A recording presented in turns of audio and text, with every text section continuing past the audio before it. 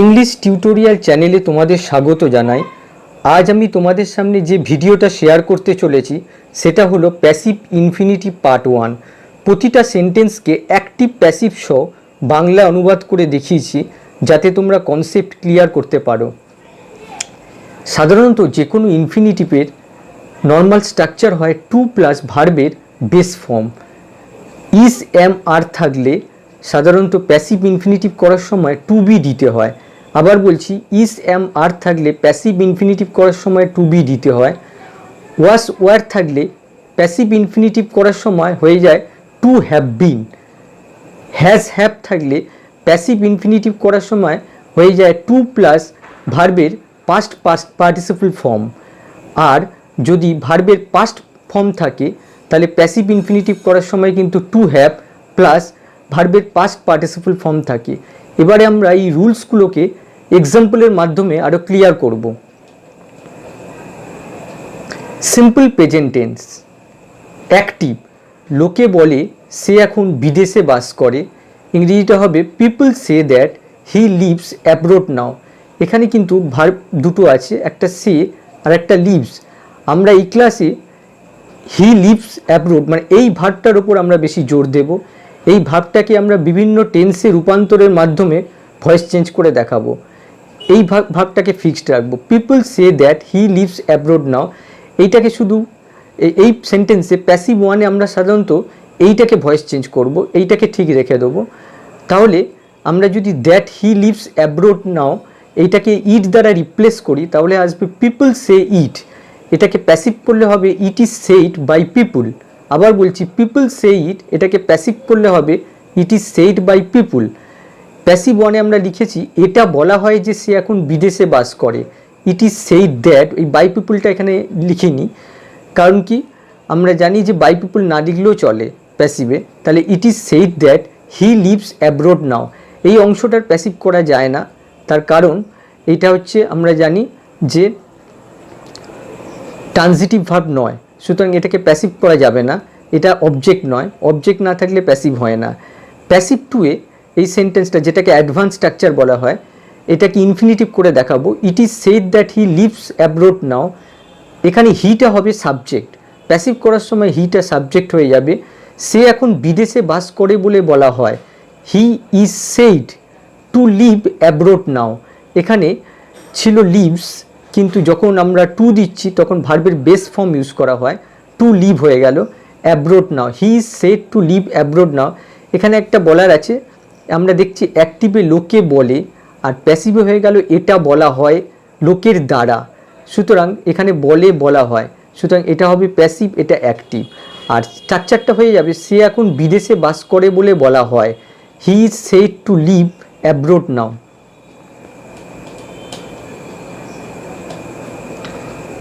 Active, লোকে বিশ্বাস করে যে সে একজন দয়ালু মানুষ। ইংরেজিটা হবে people believe that he is a kind hearted man.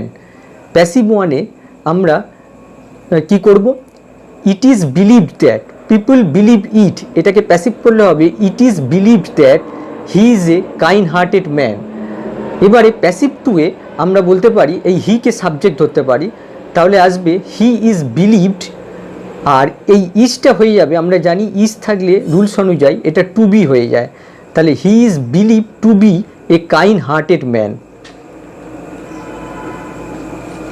Simple present active, তারা বলে যে লোকটা একটা চোর। ইংরেজিটা হবে they say that the man is a thief. Passive ওয়ানে এইটা কি লেখা যেতে পারে, এটা বলা হয় যে লোকটা একটা চোর। It is said that the man is a thief. Passive টুয়ে দ্য ম্যানকে সাবজেক্ট ধরতে হবে, তাহলে the man is said to be. To be কেন এলো, এখানে ইস আছে, ইসের পরিবর্তে এলো to be. The man is said to be a thief, এখানে টু বি হচ্ছে ইনফিনিটিভ ফর্ম। অ্যাক্টিভ, আমরা বুঝি যে সে শিশুদের অপছন্দ করে। ইংরেজিটা হবে we understand that he dislikes children. Passive ওয়ানে এটাকে আমরা লিখতে পারি এটা বোঝা যায় যে সে শিশুদের অপছন্দ করে। It is understood that he dislikes children. Passive টুয়ে হিকে সাবজেক্ট ধরতে হবে, তাহলে he is understood to dislike, এখানে রয়েছে ডিসলাইকস, কিন্তু আমরা জানি টু এর পর ভার্বের বেস ফর্ম ইউজ করা হয়, টু ডিসলাইক চিলড্রেন।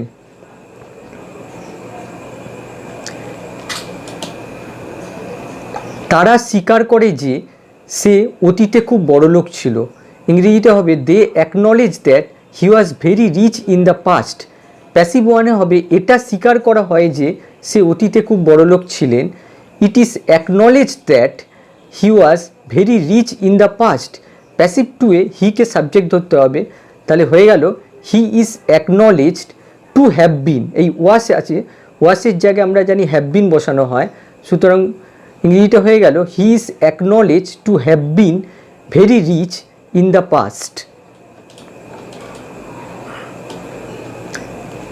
লোকে দাবি করে যে 3 মাস আগে সে গৃহত্যাগ করেছিল, এখানে একটা সে হবে, লোকে দাবি করে যে সে 3 মাস আগে গৃহত্যাগ করেছিল। People claim that he left the house 3 months এগো। প্যাসিভ ওয়ানে হবে এটা দাবি করা হয় যে সে 3 মাস আগে গৃহত্যাগ করেছিল, it is claim that he left the house 3 months এগো। প্যাসিভ টুয়ে হবে এই হিকে সাবজেক্ট ধরতে হবে, সে 3 মাস আগে গৃহত্যাগ করেছিল বলে দাবি করা হয়, he is claim to have left. যেহেতু এখানে লেফট আছে, লেফট হলো পাস্ট ফর্ম অফ ভার্ব, তাই past form of verb left থাকলে আমরা লিখতে পারি হ্যাভ প্লাস ভার্বের past participle form, to have left rules অনুযায়ী। He is claim to have left the house 3 months এগো।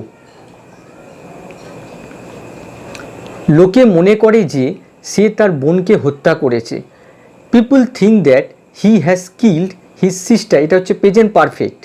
প্যাসিভ ওয়ানে হবে এটা মনে করা হয় যে সে তার বোনকে হত্যা করেছে, তাহলে কি হবে, it is thought that he has killed his sister. Passive টুয়ে হিকে সাবজেক্ট ধরতে হবে, হি ইজ থট। এবারে হ্যাজ কিল্ড আছে, আমরা জানি হ্যাজ থাকলে টু হ্যাভ হয়, তাই জন্য হয়ে যাবে to have killed his sister. সুতরাং রুলসগুলো আমাদের মনে রাখতে হবে, তাহলে এক্সাম্পলগুলো ইজি লাগবে। এবারে প্রেজেন্ট কন্টিনিউয়াস, আমরা মনে করি যে সে কঠোর পরিশ্রম করছে, we think that he is practising hard. সুতরাং হি ইজ প্র্যাকটিসিং এটা হচ্ছে প্রেজেন্ট কন্টিনিউয়াস ফর্মে রয়েছে। সব ক্ষেত্রেই কিন্তু আমরা প্রথম ভার্বটাকে বিশেষ কোনো চেঞ্জ করছি না, সিম্পল প্রেজেন্টে রেখেছি। এই সেকেন্ড ভার্বটাকে আমরা বিভিন্ন টেন্সে রূপান্তর করছি এবং তার মাধ্যমে ভয়েস চেঞ্জ করে দেখাচ্ছি ইনফিনিটিভে। এটা মনে করা হয় যে সে কঠোর অভ্যাস করছে, তাহলে হবে কি, it is thought that he is practising hard.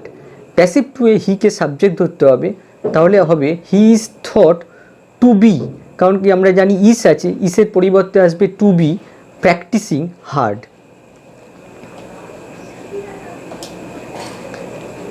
Past continuous active, লোকে বলে যে সে সাঁতার শিখছিল, people say that he was learning swimming.